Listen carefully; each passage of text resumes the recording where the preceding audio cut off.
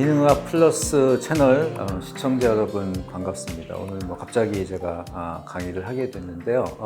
저는 그 미생물을 30년 정도 연구를 했어요. 그리고 최근에 특히 이제 마이크로바이옴이라는 것을 한 10년 동안 굉장히 연구를 열심히 했습니다. 오늘 기능학하고 좀 연관된 그런 내용들, 그다음에 장내 미생물이 망가진 상태를 얘기하는 디스바이오시스, 그리고 다양한 질병에 대한 얘기들, 우리가 어떻게 건강하게 이 장내 미생물을 관리하고 또 이 그 장내 미생물 관리를 통해서 어떻게 우리가 건강하게 살 수 있는지, 이런 것들을 최대한 제가 그동안 연구했던 것들 그리고 많은 과학적인 논문들을 중심으로 말씀을 드리겠습니다. 제가 오늘은 일반적인 대중 강의보다는 조금은 더 깊이 있게 준비를 했어요. 이 시청자들께서 상당히 깊은 지식이 있으시다고 제가 들어서, 그래서 조금은 더 과학적인 얘기들을 좀 많이 말씀을 드리겠습니다. 먼저 마이크로바이옴이란 무엇인지 제가 간단하게 말씀을 드릴게요. 마이크로바이옴은 마이크로브하고 바이옴 이 두 글자의 합성어인데요. 마이크로브는 미생물이라는 뜻이고, 바이옴은 보통 생태계라고 저는 해석을 합니다. 그래서 이 마이크로바이옴이라는 거는 미생물 생태계를 얘기하는 거고요. 미생물 생태계라는 게 뭐냐? 여러분들 생태계 생각해 보시면, 생태계는 다양한 생물이 모여서 사는 그런 곳을 생태계라고 하죠. 그러면 생태계는 보통 아프리카 초원이나 굉장히 복잡한 자연적으로 굉장히 이렇게 풍성한 밀림이나 이런 것들 생각하실 텐데, 바로 우리 몸에 미생물 생태계가 있다는 겁니다. 그게 마이크로바이옴이에요. 혹시 이 마이크로바이옴 얘기를 처음 들으신 분들이 있어도 전혀 당황하실 필요 없어요. 이거는 아주 최근에 과학적인 그런 연구를 통해서 밝혀진 겁니다. 그래서 실제로 전문가들도 모르시는 분들이 상당히 있다, 이렇게 생각하시면 됩니다. 마이크로바이옴은 우리 몸에 어디 있느냐? 미생물은 눈에 보이지 않아요. 그렇기 때문에 당연히 안 보입니다. 하지만 우리 몸에 곳곳에 미생물들이 살고 있어요. 피부에도 미생물이 생태계를 이루고 있어요. 이 생태계를 좀 잘 관리하자, 이런 뜻에서 최근에 피부 마이크로바이옴 화장품들이 랑콤이라든지 LG 생활건강, 아모레 이런 곳에서 지금 거의 대부분 출시가 되고 있습니다. 이제 마이크로바이옴 화장품 시대가 온 거죠. 마이크로바이옴이 그만큼 중요하다는 것이고, 그 다음에 실제로 미생물이 정말로 많이 사는 곳은요, 입을 시작으로 해가지고 이 항문에 이르는 소화관이에요. 여기에 대부분의 미생물이 살고 있고요. 제일 많은 곳은 대장입니다. 대장이 거의 99% 이상 미생물이 있다고 보시면 되고, 건강에도 가장 중요한 걸로 알려져 있어요. 그렇기 때문에 오늘 주로 이제 대장의 마이크로바이옴에 대해서 말씀을 드릴 겁니다. 보통 우리가 이제 숫자 얘기를 많이 할 때 이 마이크로바이옴이 사람 세포보다 미생물 세포가 10배, 그리고 이제 100조 개다, 이런 얘기를 많이 하는데, 최근에 이스라엘 과학자들이 이걸 또 세봤어요. 그랬더니 이 100조는 너무 많고, 사실 그 근거도 뇌피셜입니다. 예전에 어떤 분이 뇌피셜로 얘기한 거를 받아쓰기를 다 전부 다 한 거고, 정확히 세보니까 사람 세포가 30조, 미생물 세포가 38조. 사람과 미생물은 공생관계. 여러분들이 오늘 건강에 관심이 많으시다면 이거를 꼭 기억하셔야 된다고 생각합니다. 왜냐하면 우리는 혼자 사는 생물이 아니고 공생관계예요. 공생관계일 때 파트너를 굉장히 안 좋게 몰아붙이면 나도 이제 건강을 해친다. 이게 사실 마이크로바이옴에 있어서는 핵심적인 메시지예요. 하여튼 38조니까 제 세포보다, 내 세포보다 미생물 세포가 더 많아요. 그래서 나는 미생물과 공생체인데 세포 수로는 내가 오히려 밀린다, 이렇게 생각하셔야 돼요. 그렇기 때문에 그만큼 우리가 미생물을 좀 더 관심 있게 보살펴야 된다는 거죠. 무게로 따지면 미생물 무게는 한 200g 정도밖에 안 됩니다. 미생물 세포가 작기 때문에 그런 거죠. 자, 우리가 뇌, 굉장히 중요한 장기, 간, 아주 중요한 장기죠. 자, 그럼 이 대장에 있는 이 미생물들, 마이크로바이옴은 그만큼 중요할까? 실제로 최근에 수만 편의 논문이 얘기하는 거는 똑같아요. 정말로 건강에 중요하다. 우리 면역계, 신경계를 조절하고 많은 질병을 일으킬 가능성이 있다. 이렇게 알려져 있고요. 또 한 가지는 재밌는 것은 이 마이크로바이옴은 이런 장기처럼 이식이 가능합니다. 이식하면은 다시 정상적인 마이크로바이옴으로 바뀌어질 수 있다 하는 연구들이 많이 있죠. 오늘 그 얘기를 제가 좀 많이 드릴 겁니다. 그래서 이 마이크로바이옴도 하나의 장기다 이렇게 우리가 지금 많이 얘기하고 있습니다. 마이크로바이옴을 이식하려면 어디서 구해야 되느냐? 여러분들이 제가 대장에 대부분의 미생물이 있다고 말씀드렸고, 대장에 있는 미생물들이 나오는 곳이 대변이에요. 그래서 실제로 대변의 약 3분의 1이 미생물로 알려져 있습니다. 그러니까 대변을 잘 우리가 정제하면은 이식을 할 마이크로바이옴을 쉽게 구할 수가 있어요. 물론 이제 아주 건강한 마이크로바이옴과 이제 망가진 마이크로바이옴이 있겠죠. 이 마이크로바이옴은 미생물로 되어 있으니까 이것도 유전자로 되어 있어요. 그래서 사람의 유전자가 지금 한 2만 개 정도로 우리가 보고 있거든요. 2만 개. 그런데 미생물의 유전자는 150배 이상, 300만 개로 보고 있습니다. 그러니까 우리 몸은 어떻게 보면 사람의 게놈이 있고 미생물의 게놈이 있는데 미생물의 게놈이 훨씬 더 유전자 수가 많다는 거, 복잡하다는 거죠. 그리고 또 하나 정말 중요한 개념은 뭐냐면요. 내 유전자는 내가 읽어서 거기에 어떤 정보를 얻으면 그 평생 바뀌지 않아요. 그런데 미생물의 유전자는 내가 먹는 거, 내가 스트레스 받는 거 이런 거에 따라서 계속 미생물이 바뀌니까 그 유전자가 바뀝니다. 그래서 내 몸은 2개의 게놈으로 되어 있고 그 중에 미생물 게놈은 계속 바뀐다. 내가 어떤 행동을 하느냐에 따라서 이렇게 이해하시면 돼요. 여러분들 게놈은 못 바꾸지만 미생물 게놈은 내가 바꾸고 싶으면 바꾼다. 이런 거죠. 마이크로바이옴 검사 방법은 제가 간단하게만 설명을 드리겠습니다. 미생물은 사람처럼 유전자로 돼 있고 그 유전자는 DNA로 돼 있죠. 그래서 DNA를 읽으면은 되게 간단한 이런 ACGT라는 4개 알파벳으로 되어 있는 간단한 서열을 얻을 수가 있는데요. 이 미생물마다 이 서열이 달라요.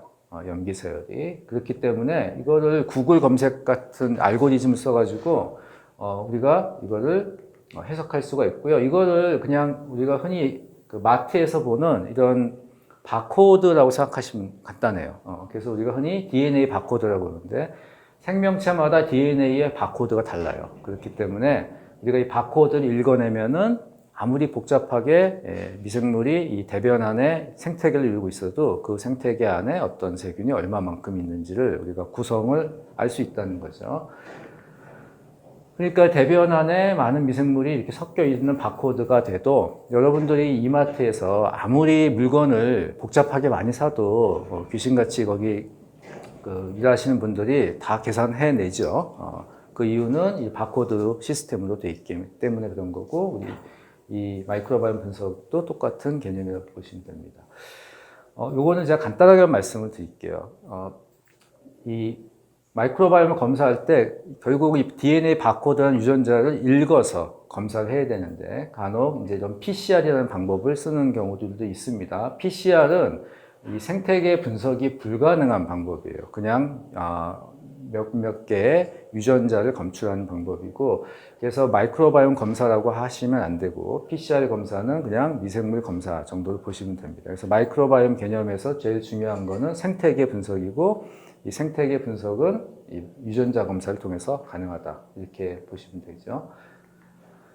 자, 우리 몸에 미생물이 없다면 이렇게 생각하시는 분도 있을 거예요. 나는 세균, 지저분하고 싫어. 나는 깨끗하게 정말 항상 이렇게 닦고 그다음에 가능하면은 멸균 되는 거 하고 그다음에 화학약품으로 멸균하고 자, 내 몸에 미생물이 없다면 사람은 미생물 없을 수가 없어요. 그런데 이 쥐를 미생물 없도록 만들 수가 있습니다. 여기 보시는 장치인데 이렇게 안에다가 쥐를 키우면은 멸균 상태로 키울 수가 있어요. 태어날 때부터 죽을 때까지. 자, 쥐가 멸균 상태면 어떤 일이 발생하냐면요. 이 논문의 결과를 보시면 지금 혈관 형성을 본 건데요. 왼쪽에는 오른쪽 먼저 볼게요. 이 오른쪽은 혈관 형성이 아주 잘 돼 있죠. 정상적인 쥐입니다. 미생물이 장에 있는 쥐. 미생물이 장애 없이 아주 깨끗하게 우리가 정말 원하는 칠성 호텔급에서 정말 깨끗하게 큰 쥐는 혈관 형성이 잘 안 돼 있죠. 이게 발달이 안 된다는 거예요. 그래서 문제가 많이 발생합니다. 제가 사진이 조금 부담되실 것 같아서 이 쥐 해부 사진은 제가 가렸습니다.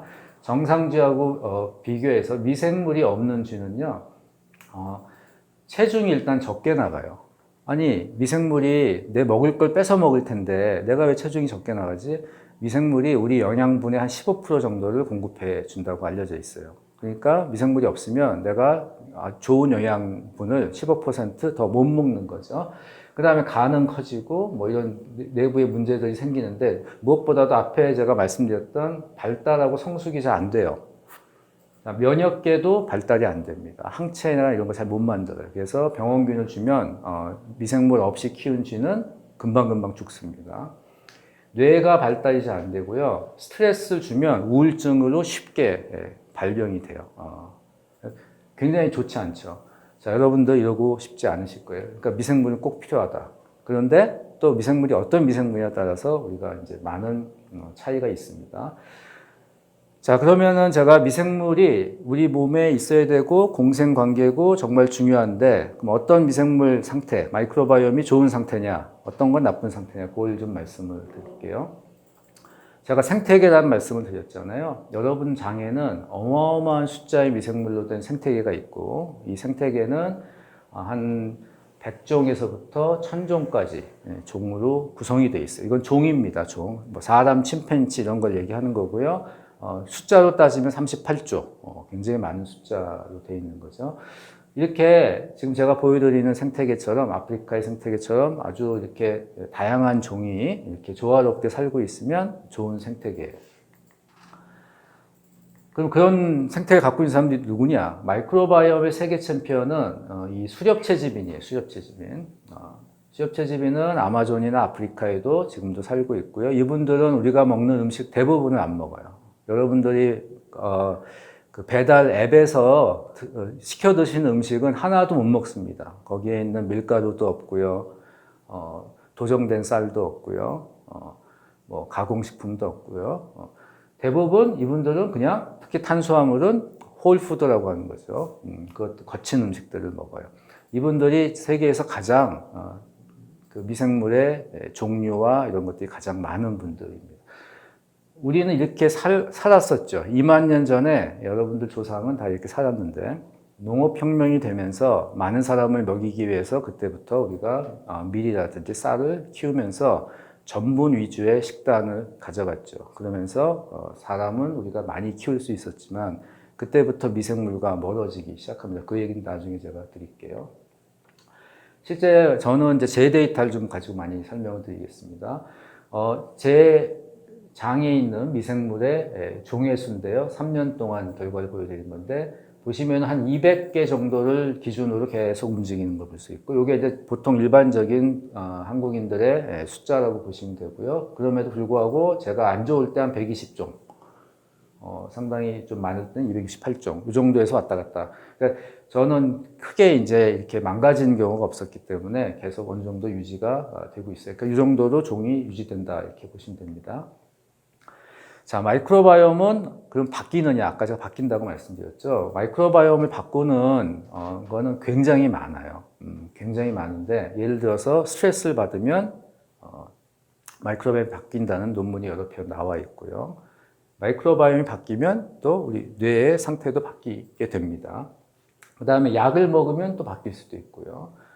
여러 가지가 있어요. 근데 그 중에서 이제 과학자들이 보통 얘기할 때 가장 중요하다고 얘기하는 세 가지를 말씀드릴게요. 하나는 항생제입니다. 항생제는 당연히 마이크로바이옴 바꿀 수밖에 없어요. 왜냐하면 항생제는 세균만 죽이는데 장에는 세균이 있거든요. 그러니까 세균을 죽이는 약을 먹으면 당연히 항생제는 마이크로바이옴을 바꾼다.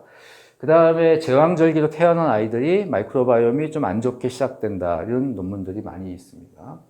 그리고 제일 중요한 거는 지금 모든 우리나라 국민들 대부분과 전 세계적인 특히 선진국에 사는 사람들한테 다 해당되는 거는 식이습관이에요.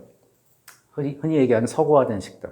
제가 그 주제를 계속 말씀을 드릴 겁니다.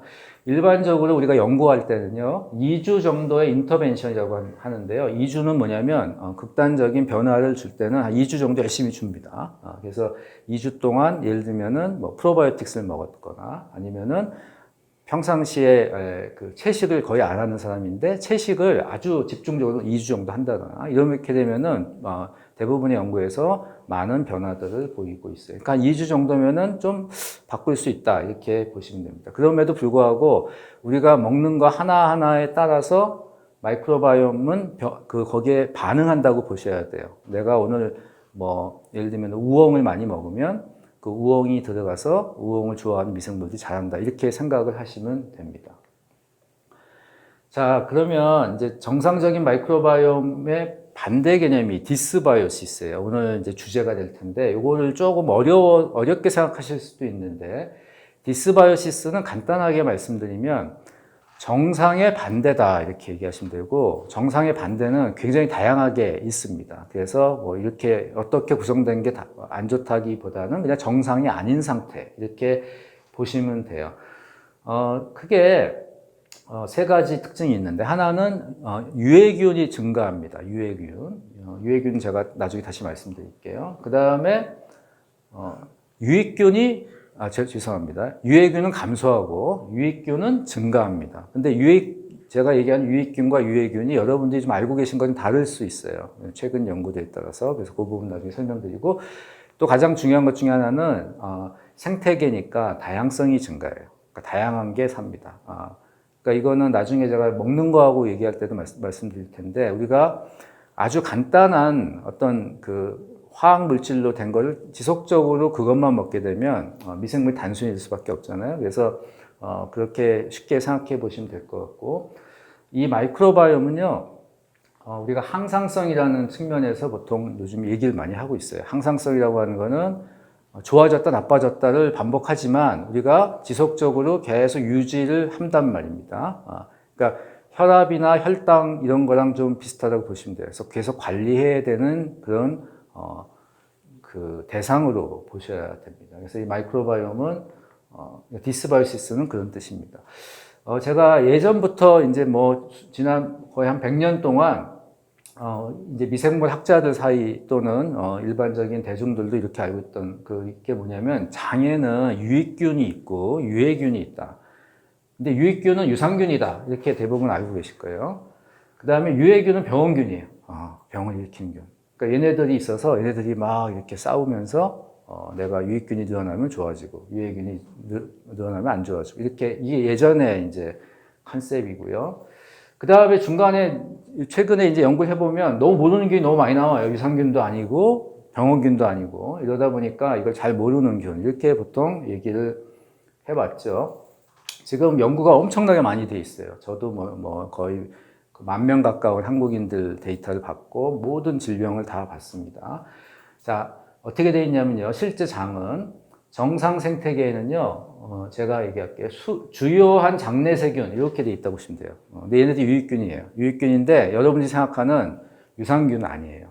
얘네들은 정상적인 사람한테 많이 발견된 균인데 그건 나중에 다시 설명드리고요. 디스바이오시스 상태가 되잖아요. 그러면은 정상이 아닌 상태가 되는데 이렇다고 해서 완전히 다 바뀌는 건 아니고요. 어느 정도는 이 정상 장내세균, 주요 장내세균이 있습니다. 그런데 이제 여기에 유해균이 많이 자라게 되고요. 상대적으로. 환자에 따라 다른 것 같긴 합니다. 그런데 예를 들면 폐혈증 환자로 뭐 사망 직전이다. 이러면 분들은 유해균이 뭐 절반 이상이지만 일반적으로 여러 가지 질병을 앓는 분들은 유해균의 비율이 뭐 한 20, 30%까지 올라갑니다. 그리고 그 프로바이오틱스는 뭐냐면요. 프로바이오틱스는 외부에서 공급되는 어떤 좋은 작용을 할 수 있는 세균은 맞아요. 그런데 프로바이오틱스 자체가 장내 유익균의 대표적인 것이 되는 건 아닙니다. 이거는 한국인들의 장에서 많이 발견되는 20가지 세균을 제가 보여드리는데요. 유산균은 참고로 없습니다. 유산균은 거의 없어요. 일반적인 사람들 장에는. 그래서 유산균 아니고요. 그럼 얘네들 뭐냐? 이름도 생소하실 거고 사실 이 중에 몇 가지 제가 오늘 말씀을 드릴 거예요. 특히 페칼리박테리움, 그다음에 박테로이데스, 프로보텔라 요 세 가지가 있는데요. 이름이 어려우니까 특히 이제 박테로이데스는 B, 프로보텔라는 P 이것만 기억하세요. 이 주요한 세 개의 세균은 짧은 사슬 지방산이라는 걸 만들어요. 그건 나중에 다시 말씀드릴 건데 굉장히 중요한 물질을 우리 장에서 계속 만들어냅니다. 그래서 얘네들이 중요한 역할을 하는 것이죠. 이렇게 구성이 돼 있어요. 자, 마이크로바이옴하고 질병에 대해서 제가 설명을 좀 잠깐 드릴게요. 결론적으로 말씀드리면 질병에 걸리면 마이크로바이옴이 안 좋게 변화요. 그런데 마이크로바이옴이 안 좋은 디스바이오시스 상태가 되면 또 질병을 잘 유발할 수 있습니다. 그러니까 이게 서로 연결이 돼 있어요.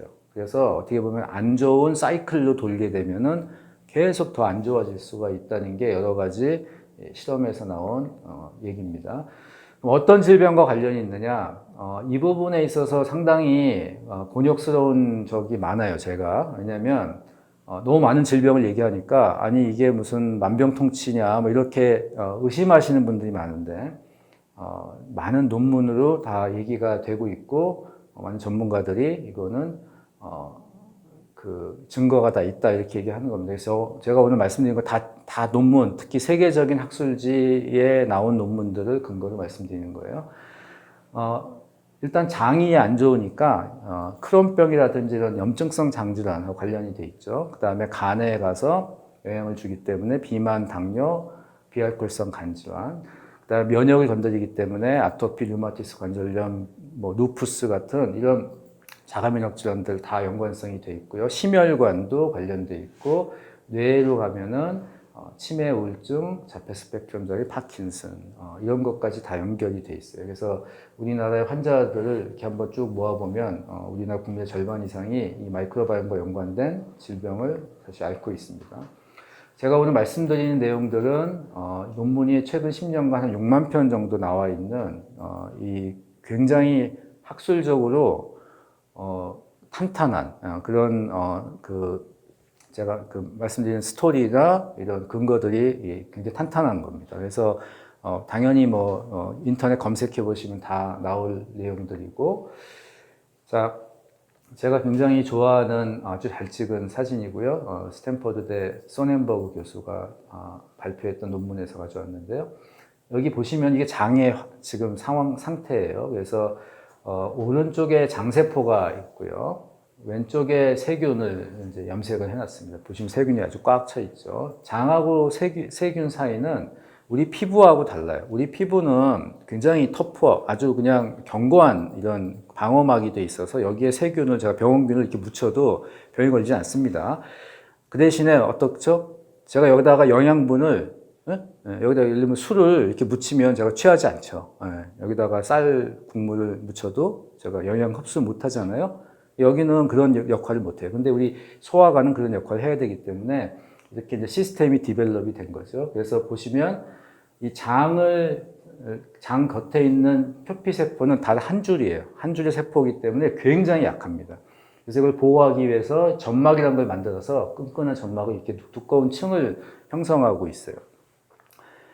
자, 이 상태에서 이 점막과 이제 이 하나의 한 층의 이런 그 표피세포를 중심으로 가운데 두고 이 장세포하고 미생물 세포가 엄청난 그 서로의 소통을 해요. 그래서 화학물질로도 소통을 하고 뭐 여러 가지 방향으로 소통을 합니다.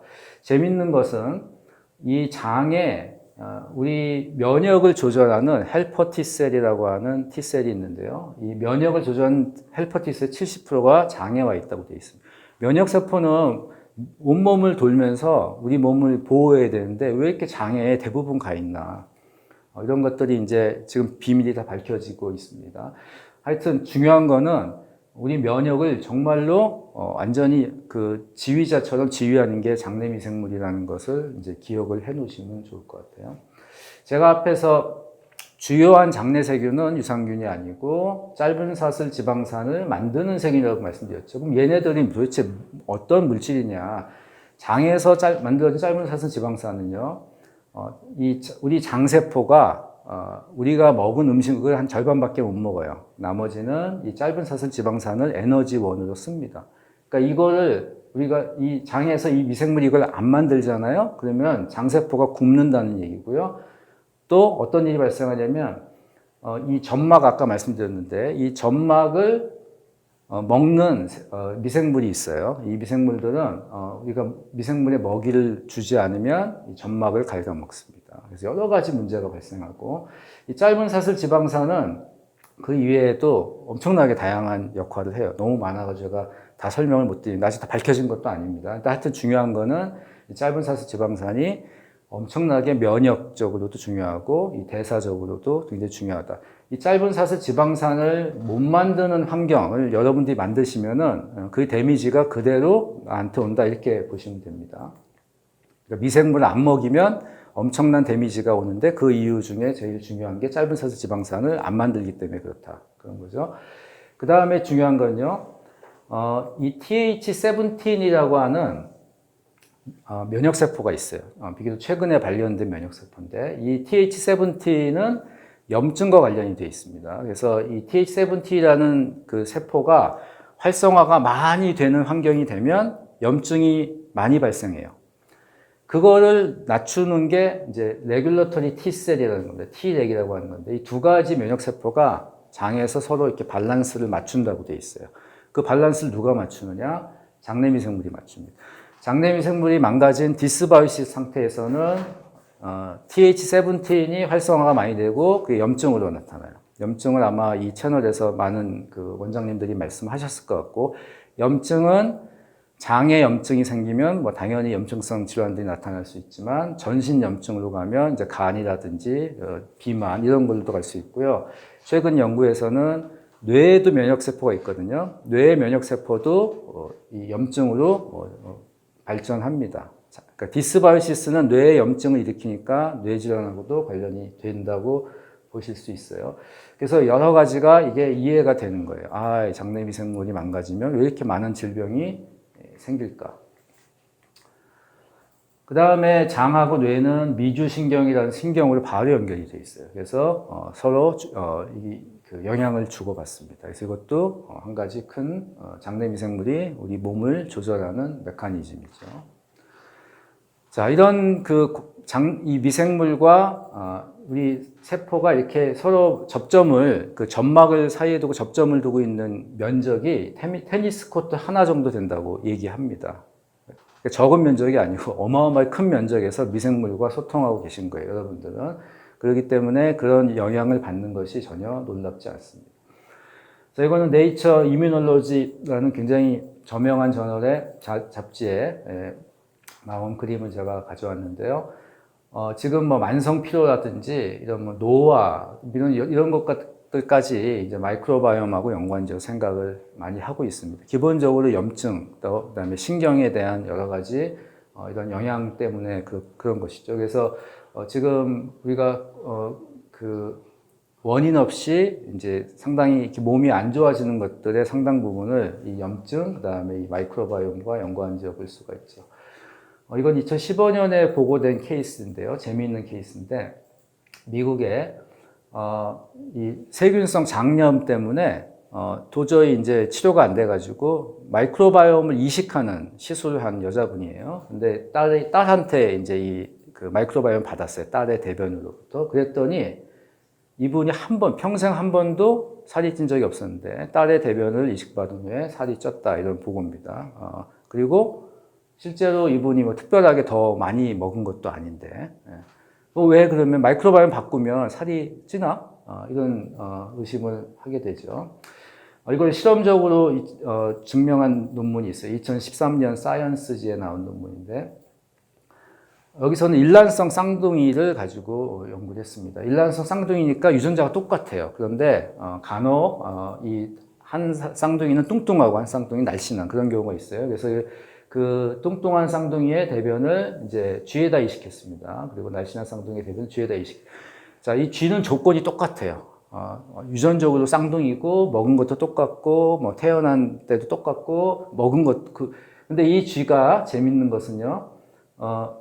원래 쥐한테 먹이는 살이 안 찌는 사료가 있어요. 지방은 적고 식이섬유가 많은 이런 사료를 먹였는데 원래 살이 안 쪄야 되는데 이 뚱뚱한 쌍둥이의 대변을 이제 이식받은 쥐는 살이 찌고요. 식욕에 관한 호르몬도 더 많이 나온다. 이런 연구 결과입니다.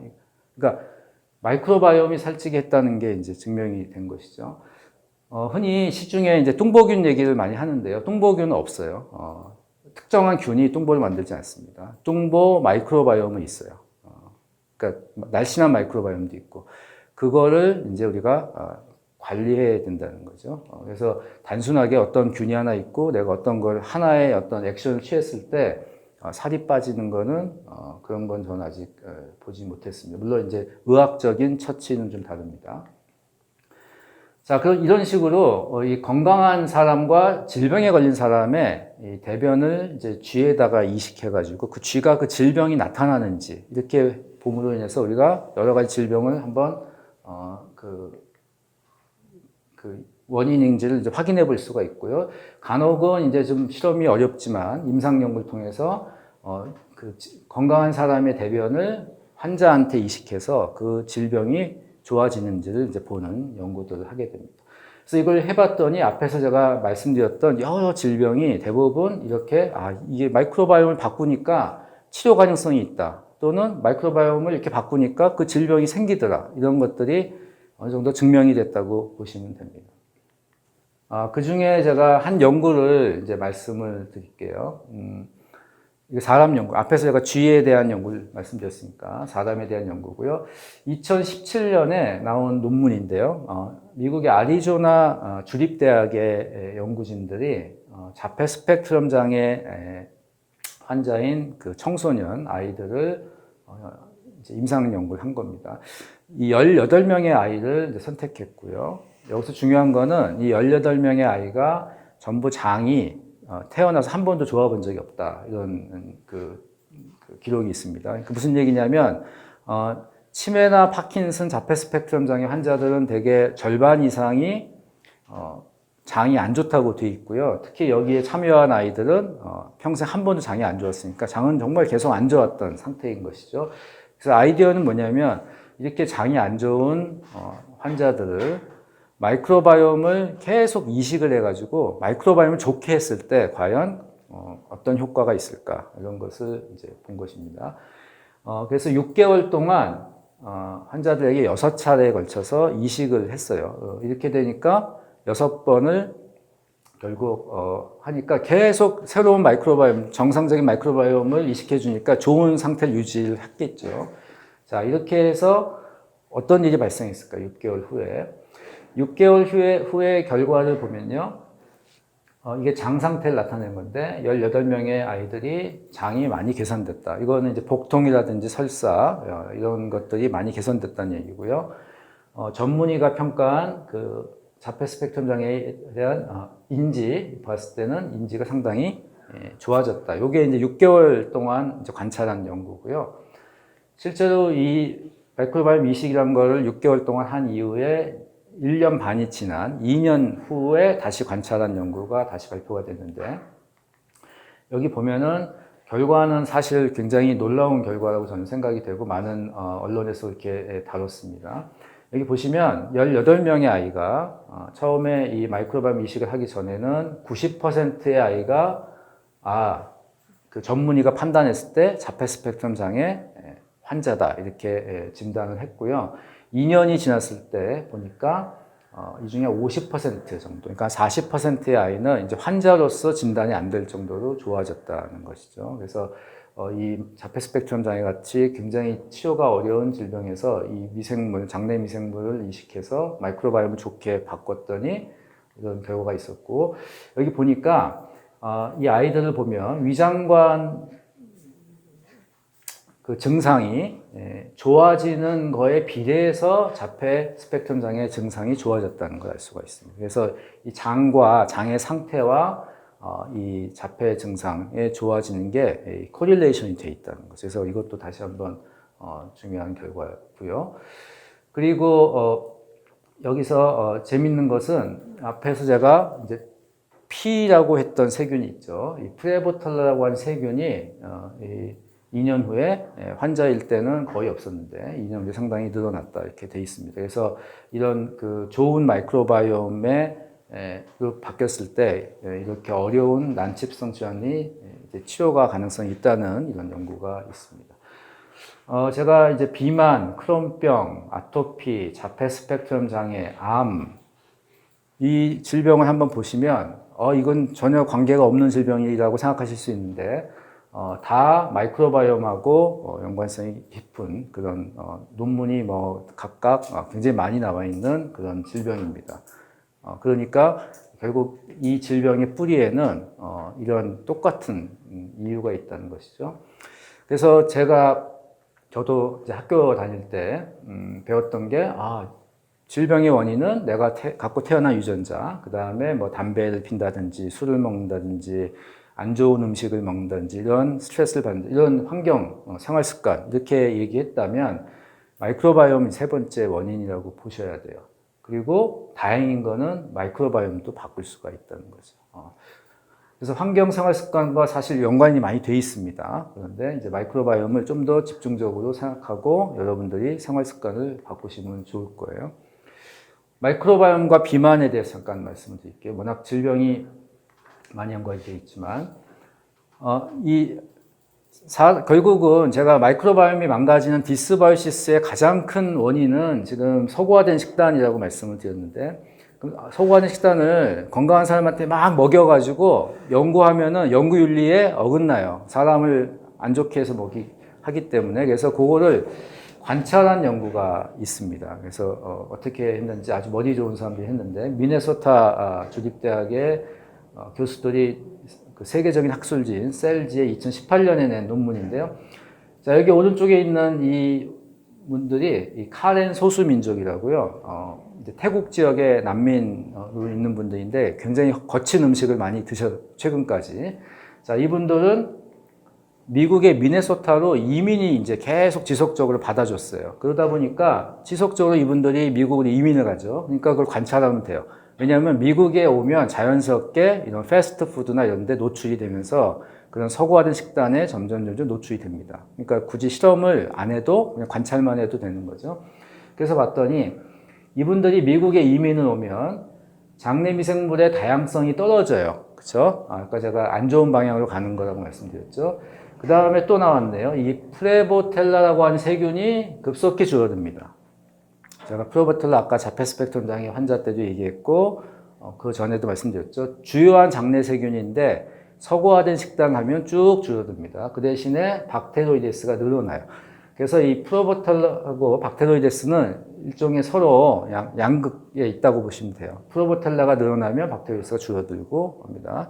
보시면 알겠지만 그럼 서구화된 식단을 하면 어떤 현상이 일어나냐? 다양성 줄고 프레보텔라 줄고 박테로이데스 늘어난다.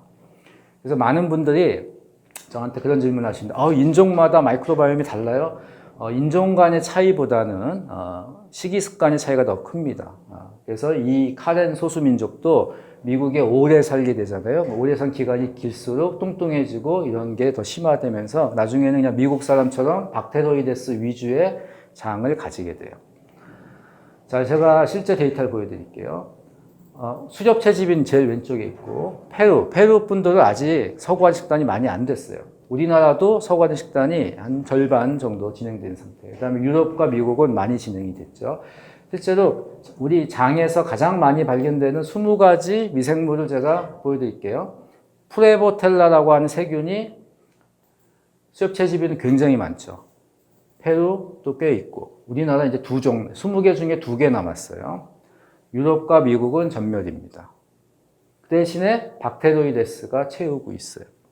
그래서 이 나라마다 어느 정도 그 서구화된 식단을 하고 있는지 밀가루나 가공식품 이런 걸 얼마나 먹고 있는지는 장만 보면 우리가 대충 알 수가 있죠. 제가 방금 말씀드린 이 프레보텔라하고 박테로이데스는 연구 굉장히 많이 되고 있는데 이건 이제 북유럽에서 나온 논문인데요. 2018년에 프레보텔라하고 박테로이데스의 비율, 그러니까 프레보텔라가 많은 사람, 저는 이제 P형이라고 말씀드릴게요.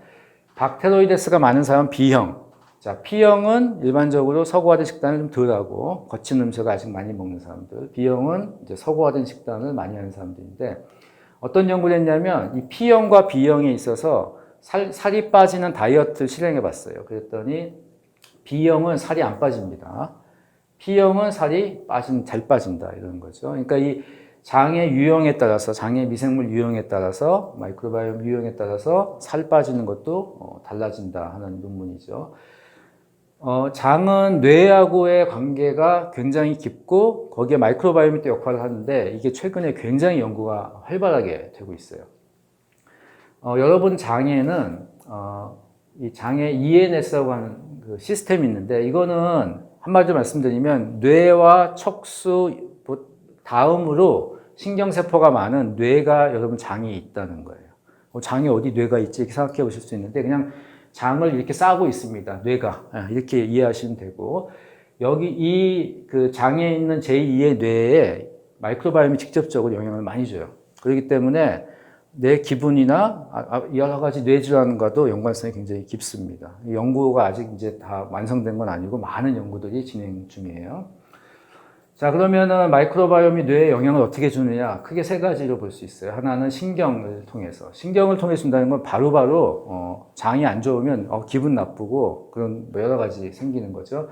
그다음에 염증을 통한 이제 영향, 면역계를 통한 거. 그다음에 내분비계. 제가 시간 관계상 자세히는 설명 못 드리지만 뭐 예를 들면 세로토닌 같은 것들이 이제 장에서 95%가 분비되는데 그거를 조절하는 게 미생물이에요. 그래서 이런 걸 통해서 뇌에 영향을 줍니다. 알츠하이머 관련해서 논문 하나만 제가 좀 소개를 해드릴게요. 한국의 연구진들이 서울의대하고 이제 경희대 연구진들이 2019년에 발표한 논문이고요. 제가 간단하게만 말씀드리면 치매가 생기는 쥐가 있어요. 이 쥐는 가만히 두면 치매가 생깁니다. 근데 그 쥐에다가 정상 생쥐에 마이크로바이옴을 계속 이식을 해줬어요. 그랬더니 치매가 발생하는 것이 훨씬 더 완화됐다, 더딘다는 거예요. 그래서 여기 실제 보시면 베타 아밀로이드나 이제 타우 같은 단백질이 치매가 이제 계속 발생해서 이제 진행되면은 이게 쌓이는데 이 장내 미생물을 정상으로 바꿔줬더니 이 쌓이는 정도가 훨씬 적다 하는 내용이고요. 그리고 실제로 이 단기 기억을 한번 테스트해 보면 쥐가 단기 기억이 훨씬 더 좋아져요. 치매의 쥐에 비해서. 무슨 얘기냐면 여기서 이 연구의 결과를 보면 마이크로바이옴이 뇌의 염증을 감소를 시켜줘요. 그래서 그 염증 감소를 통해서 이 치매의 진행이 억제가 될 가능성이 높다. 그래서 이 동물 실험이지만 이런 것들이 이제 명확하게 과학적인 증거들이 나오고 있습니다. 이거는 지난달 2020년 11월 달에 제가 속해 있는 천랩의 연구진하고 서울대학교의 행복연구센터라는 게 있어요. 행복을 연구를 해야 됩니다, 요즘에. 예. 그런데 행복연구센터의 최인철 교수님 팀하고 저희가 같이 논문을 내서 바로 한 달 전쯤에 발표된 논문이고요. 간단하게 말씀드리면 아까 제가 말씀드렸던 P형의 장 유형을 갖고 있는 분들은요. 장내 미생물이 다양할수록, 미생물이 좋을수록, 상태가 좋을수록 긍정적인 정서가 높다는 거예요. 그래서 이거는 앞에 다른 여러 연구, 우울증이나 우울감하고 관련된 연구하고도 일맥상통합니다. 우울감이 많아지면 긍정적이지 못해서 행복하지 않잖아요. 그래서 우리가 결국 행복한 이런 생각, 우울한 생각도 결국은 마이크로바이옴 영향을 어느 정도 받아요. 이건 뭐 이제 여러 가지 과학적인 증거로 나온 겁니다. 그래서 이렇게 얘기했는데도 마이크로바이옴을 관리할 필요가 없다고 하시면 어쩔 수 없지만 여러 가지로 우리가 관리할 필요가 있는 것이죠. 자, 그래서 이 마이크로바이옴인 게 이 질병의 세 번째 원인이고 관리를 정말 하면 여러 가지 건강에 도움이 될 거다 하는 아마 그런 생각을 하셨으면 제가 강의를 잘 한 거고요. 자, 그럼 어떻게 해야 되는지 한번 얘기를 드려볼게요. 이게 정상의 마이크로바이옴 상태가 있고 디스바이오시스 상태가 있다고 하면 제가 아까 항상성 얘기를 드렸죠. 이 두 개의 상태를 쉽게 이렇게 바뀌지 않아요. 뭐 오늘 프로바이오틱스 하나 먹으면은 디스바이오시스가 해소되고 그러면은 지금 마이크로바이옴 신약을 지금 만드는 전 세계 회사들은 할 일이 없는 것이죠. 근데 그렇지 않습니다. 그래서 이 정상인 상태, 제가 다시 말씀드리면 이 정상인 상태나 디스바이스 상태가 일단 되면은 여기서 계속 유지가 돼요. 어느 정도. 그러니까 뭐 오늘 하루 내가 칼국수 먹었다고 해서 디스바이시스가 되는 게 아니고, 근데 칼국수를 예를 들면은 뭐 밀가루 음식을 이런 걸 뭐 거의 1년 동안 먹었다. 그러면은 이제 디스바이시스가 될 수도 있겠죠. 사람마다 다릅니다. 여러분들 항상 사람마다 다르다는 거를 염두에 두셔야 될 것 같아요. 그래서 왜 이 사람은 이걸 먹었는데 괜찮고 나는 안 괜찮고 이렇게 생각하시면 안 되거든요. 그래서 이런 측면에서 좀 접근하셔야 돼요. 좀 오랫동안 내가 관리를 잘 해야 된다.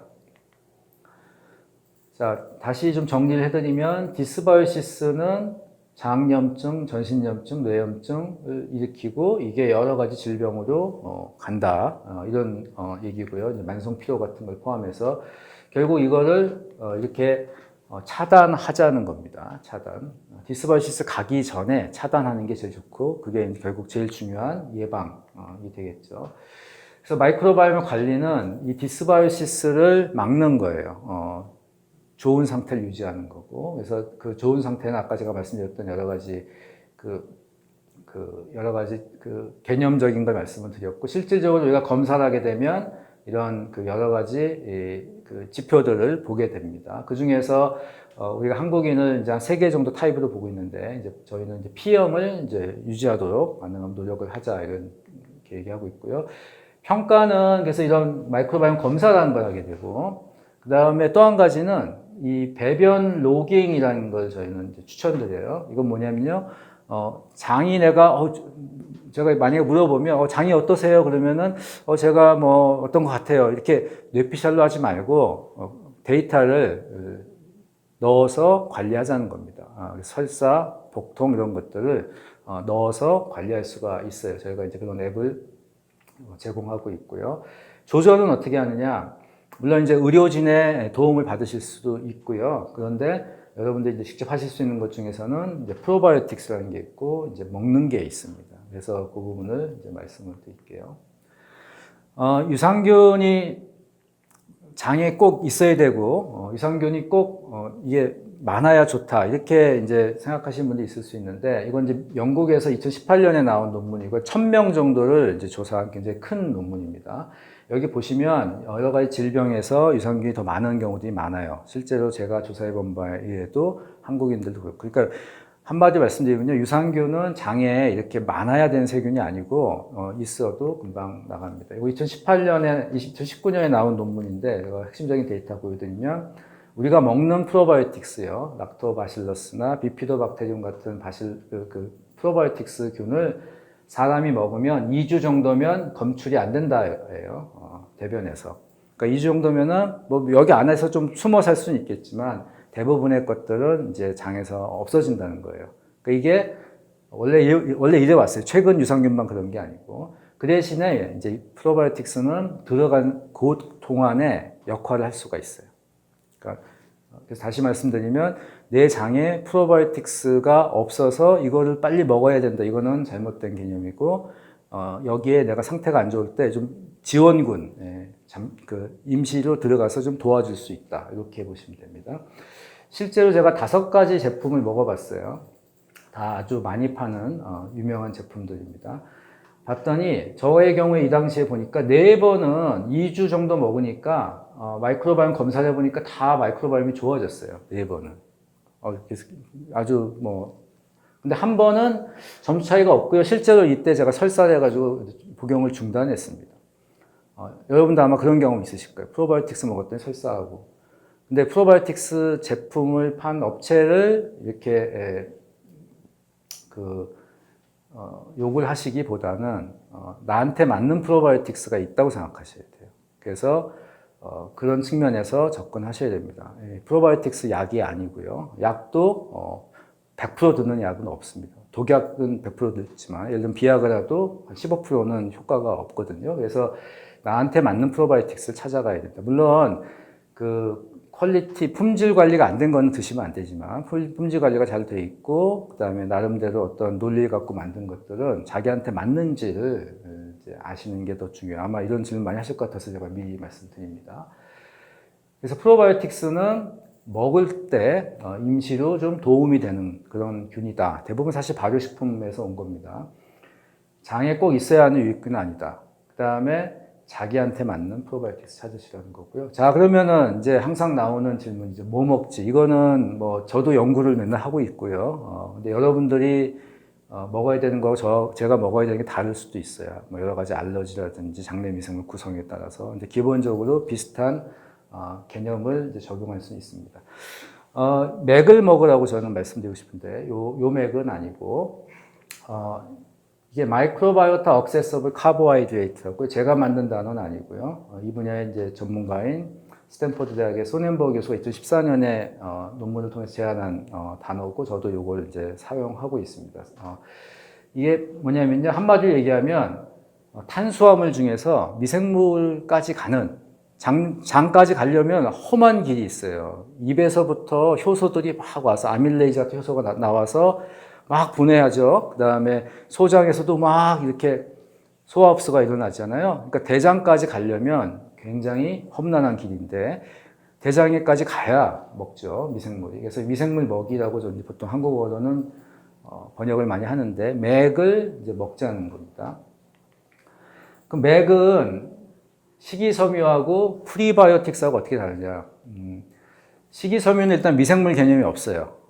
식이섬유도 마찬가지로 장까지 가는 게 이제 기본적인 어떤 목적인 그런 영양분인데 일단 기본적으로 미생물이 뭐 분해하든 말든 뭐 그런 개념이 없습니다. 그래서 미생물은 이제 맥은 미생물 분해 개념이 있는 거고 프리바이오틱스는 기본적으로 우리가 이미 프로바이오틱스 먹이라고 이미 굳어져 있어서 제가 프리바이오틱스란 말을 일부러 안 쓰고 있고요. 또 프리바이오틱스는 그 제제 형태로 파는 단순화된 한 가지나 두 가지 정제된 물질을 보통 많이 얘기해요. 그래서 저는 프리바이오틱스는 이제 그냥 유산균 먹이로 일단 굳어져 있기 때문에 맥은 이제 그거하고는 차이가 나는 개념이라고 보시면 돼요. 맥을 앞에서 제가 말씀드렸던 이런 수렵채집인들이 먹고 있는 이런 것들이 사실 맥이죠. 제가 이제 한국인 지도를 좀 보여드릴게요. 그래서 저희가 많은 한국인을 분석을 해가지고 이분들을 이제 이런 지도에다가 이제 포지션을 넣을 수 있게 만들어 놓은 겁니다. 자, 요 가운데 있는 섬이 있어요. 연두색으로 된. 저는 이제 골프 치시는 분들 이해 쉽게 그린이라고 얘기하는데, 자, 이 그린에 올라가야 정상인이에요. 흔히 정상 범위. 근데 보시면은 수렵 채집이 왼쪽에 있네요. 그러니까 여기가 이제 홀이라고 보시면 돼요. 이쪽으로 가는 게 목표다. 한국인은 이 왼쪽은 P형이고 오른쪽은 B형인데요. 한국인은 P형하고 B형이 한 반반쯤 돼요. 그래서 평균적으로 한 PB 중간쯤에 와 있습니다. 미국인은 서구화된 식단을 이미 많이 해가지고 이 B 쪽으로 가 있어요. 그래서 미국은 인종이 달라서 그게 아니고요. 미국은 이미 너무너무 서구화된 식단을 많이 하기 때문에 그렇습니다. 우리나라 사람들이 지금 어디로 가고 있을 거예요? 이 B로 이제 급속히 이동 중이죠. 이 바깥쪽은 이제 정상이 아닌 디스바이스 상태가 좀 정도에 따라 다른데 특히 이 빨간색 섬은 이제 환자들이 좀 많이 모여 있고요. 이 바깥으로 나가기 시작하면 이제 어느 정도 이게 좀 안 좋아진 상태다 이렇게 보시면 돼요. 자, 이거는 제 데이터인데 제가 3년 동안 이제 검사한 데이터를 보여드릴게요. 보시면은 이제 P형 지역에서 수렵 채집인 근처로 이제 갔다가 다시 왔다가 갔다가 이렇게 보이시죠? 그러니까 마이크로바이옴이 어떻게 시간에 따라 변하는지를 이제 보실 수가 있고 B형 쪽에 좀 갔다가 오긴 하지만 제가 바깥으로 나간 적은 없고 B형으로 아주 이렇게 치우친 적도 없습니다. 네. 자, 그러면은 프로바이오틱스는 그래서 제가 뭐 잠깐 저희 회사에서 만들고 있는 프로바이오틱스를 말씀드리면 첫랩 바이오틱스라고 하는 프로바이오틱스고요. 흔히 얘기하는 뭐 심바이오틱스 이런 겁니다. 그래서 이게 이제 프리바이오틱스가 일부 포함이 돼 있어요.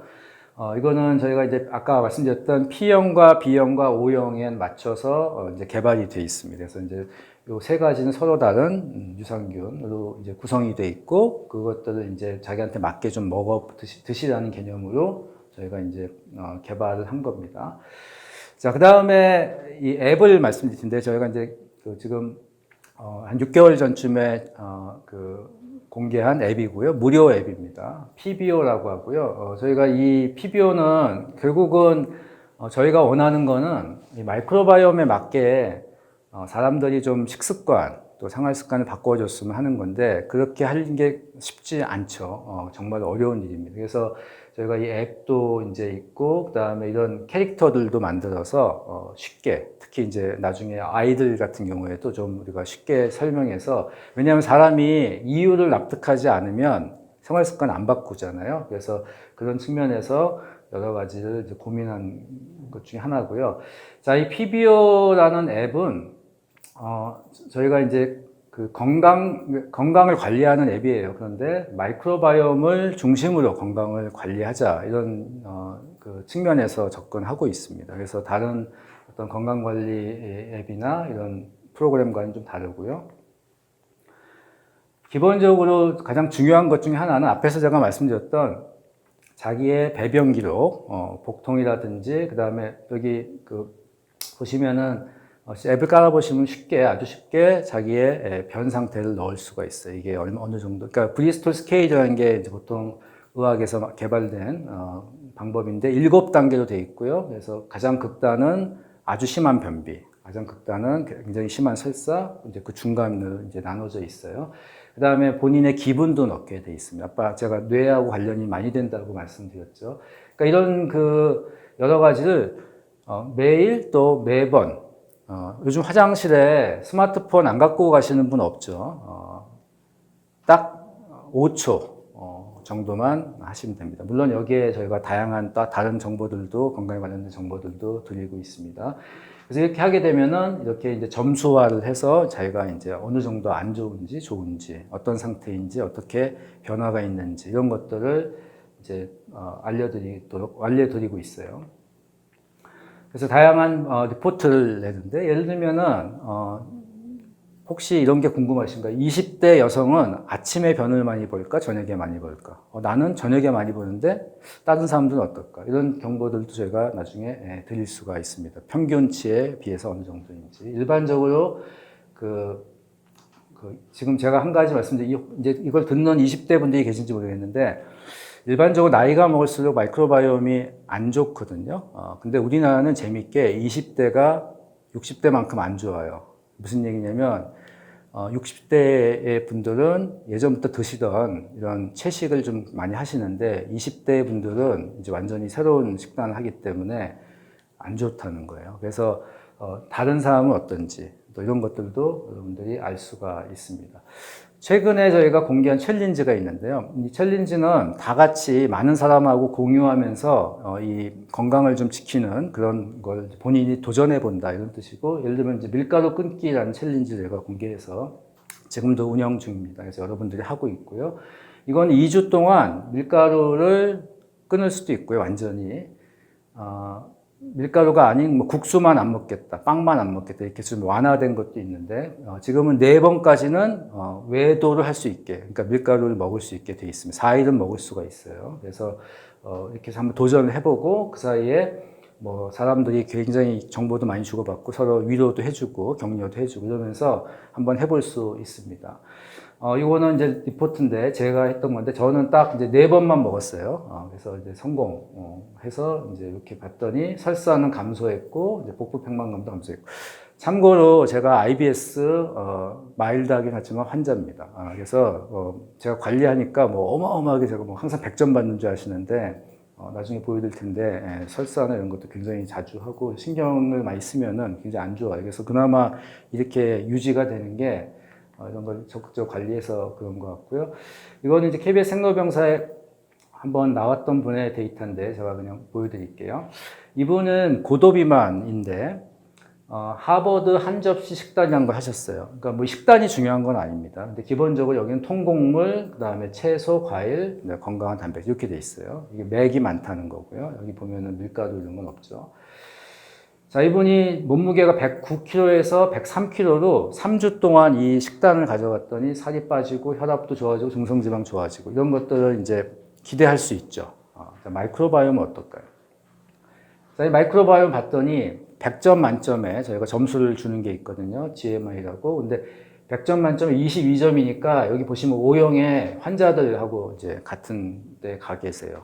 당연한 거죠. 이분이 드셨던 음식을 보면은 굉장히 이런 뭐 라면, 피자 이런 걸로 계속 드셨던 것 같아요. 자, 3주 후에 보니까 28점으로 점수가 22점에서 올라갔어요. 아까 제가 말씀드렸죠. 3주 정도 이렇게 먹고 22점짜리 학생이 90점으로 가지 않는다. 천천히 올라가죠. 그래도 이분이 계속 이걸 하게 되면은 궁극적으로는 살도 많이 빠지고 몸도 건강해지고 점수도 높아집니다. 이거 한국인 장지도에서 보면은 이분의 위치는 진짜 공교롭게도 저희가 고도비만 환자들이 많다고 했던 위치 거기 딱 가 계세요. 그래서 한마디로 얘기하면 그림 밖에 이제 위험 지역에 가 있는 거고. 그런데 그 3주 후의 위치가 이제 그 골프 용어로는 이제 엣지에 와 계신 거예요. 이제 겨우 들어갈까 말까 한 상태. 그러니까 방향성은 굉장히 이제 좋다는 걸 알 수가 있어요. 그러니까 이렇게 실제로 우리가 이 마이크로바이옴 검사를 해보게 되면은 이런 것들을 이제 내 몸에 있어서 보이진 않지만 알 수 있고요. 이 당시에는 이제 배변 기록 같은 걸 이제 앱으로 하지 않았는데 아마 그런 것도 하게 되면은 이제 좋아졌을 거라고 저는 생각이 됩니다. 실제로 장에서 아까 제가 그 P형 그 프로보텔라 있잖아요. 프로보텔라가 0.1% 거의 없었는데 27%로 3주 후에 증가한 걸 볼 수가 있고요. 굉장히 프로보텔라라고 하는 세균은 거짓말을 안 하고 굉장히 빨리 반응하는 세균이에요. 대장균은 3.7에서 0.1. 대장균이라는 게요. 많이 들어보셨을 텐데 대장균이 장에서 하는 일은 염증입니다. 염증. 그러니까 대장균이 많으면 염증이 많은 거예요. 염증 세균이 줄었죠. 이런 것들을 볼 수가 있었어요.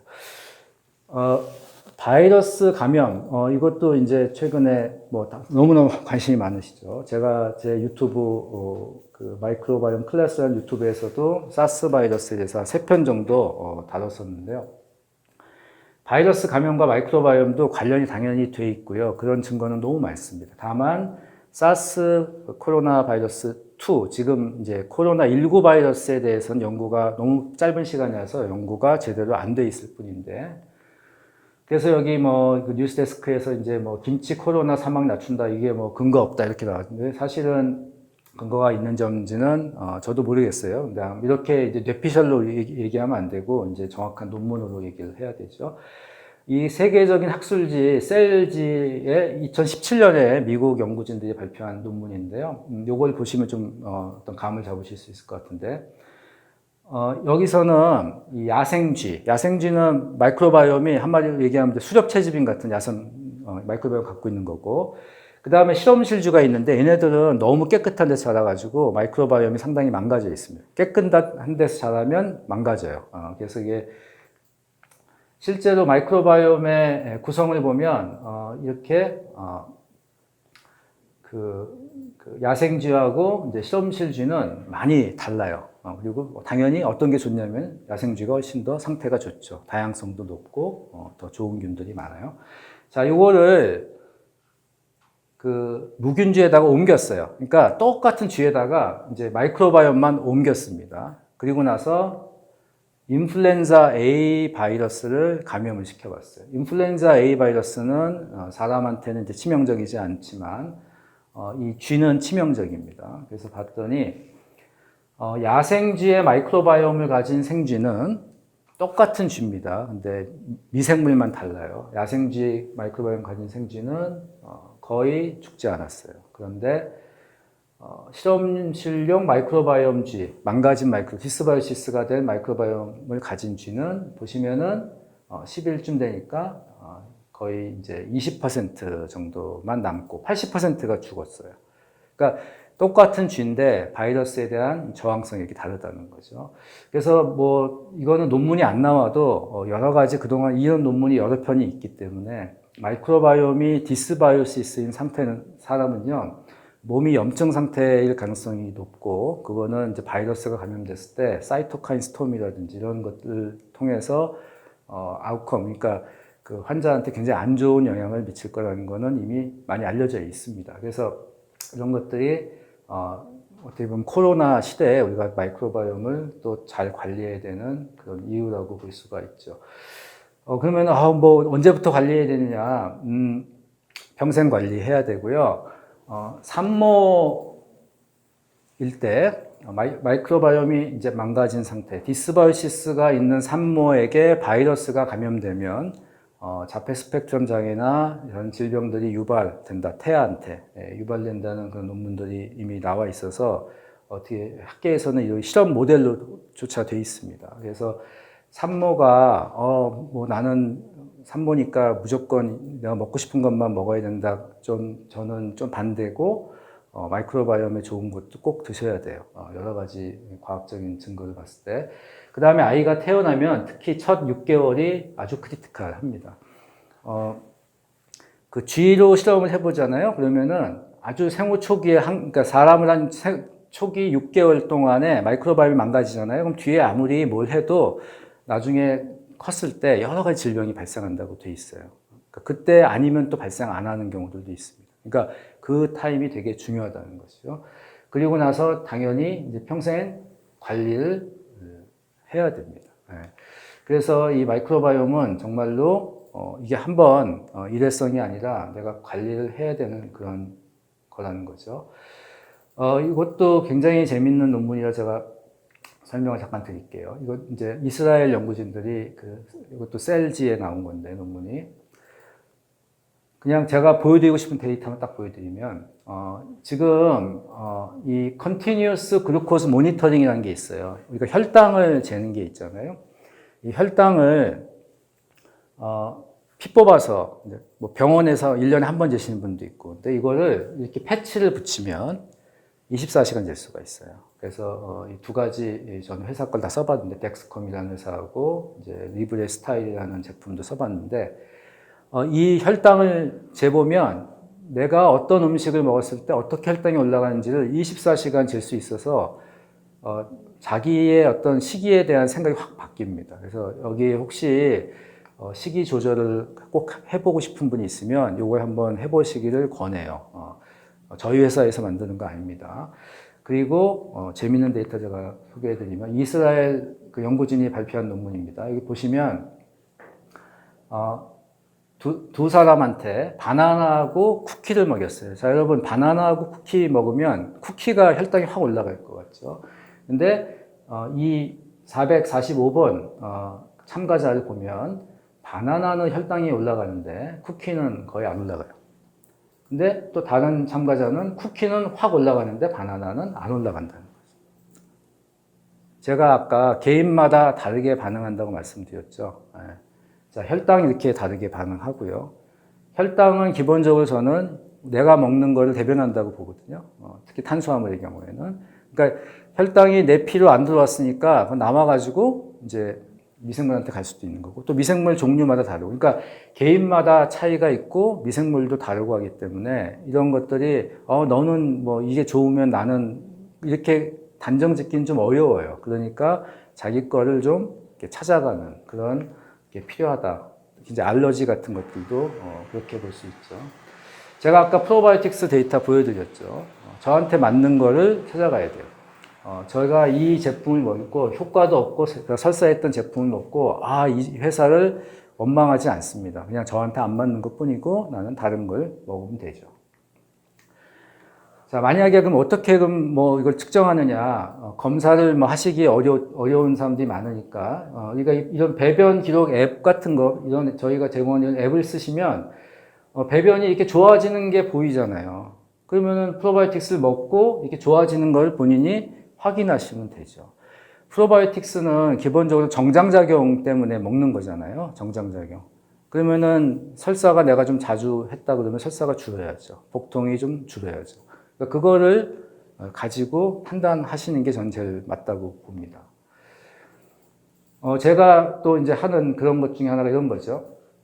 저희 이제 이 PBO 앱 같은 경우에 제가 설사를 자주 하거든요. 그러니까 신경을 좀 쓰면 설사를 해요.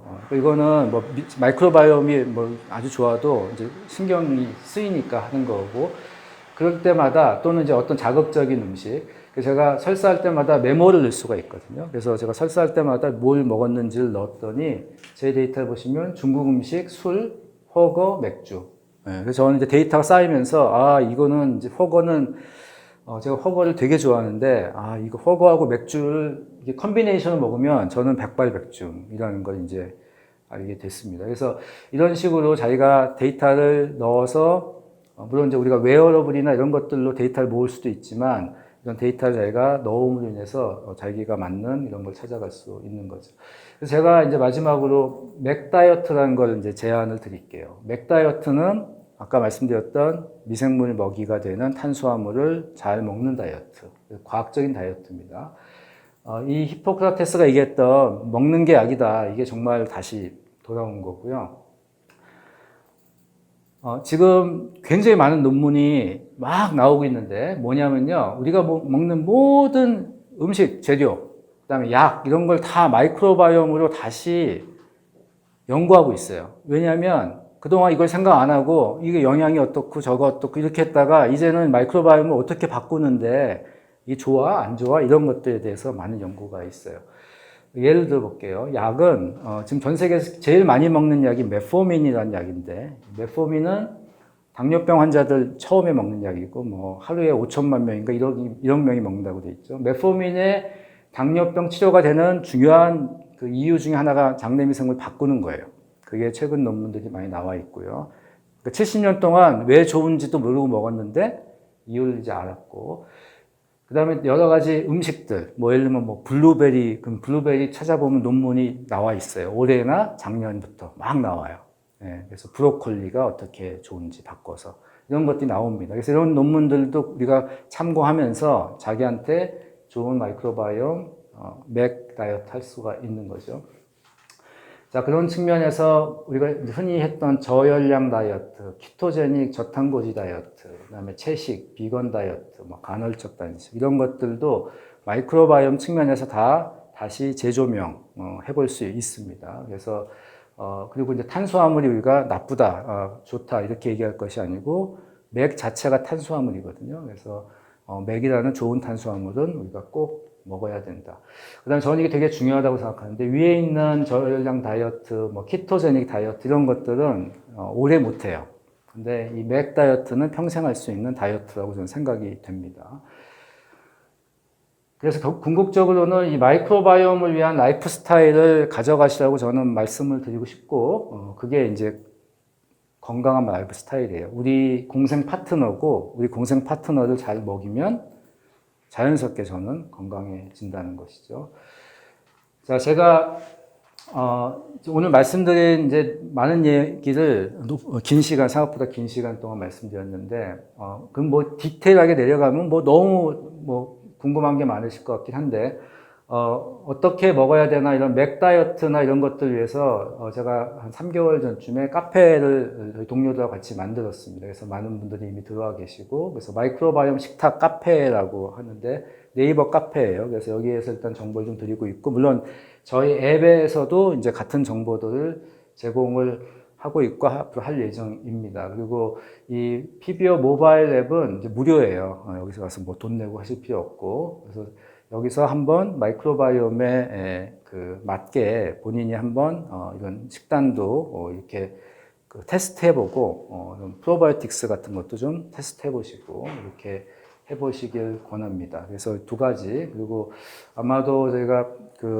결국은 근데 뭐 예를 들면은 브로콜리가 좋은데 그럼 브로콜리를 뭐 어떻게 먹으라는 거야? 이런 거에 대한 답도 좀 드릴 수 있게 저희가 이제 고민을 좀 하고 있습니다. 그래서 그런 점에서 앱이나 카페에서 좀 더 정보를 얻으실 수 있다는 말씀 드리고요. 오늘은 여기까지 굉장히 긴 시간인데 마치고 질문을 받을까요?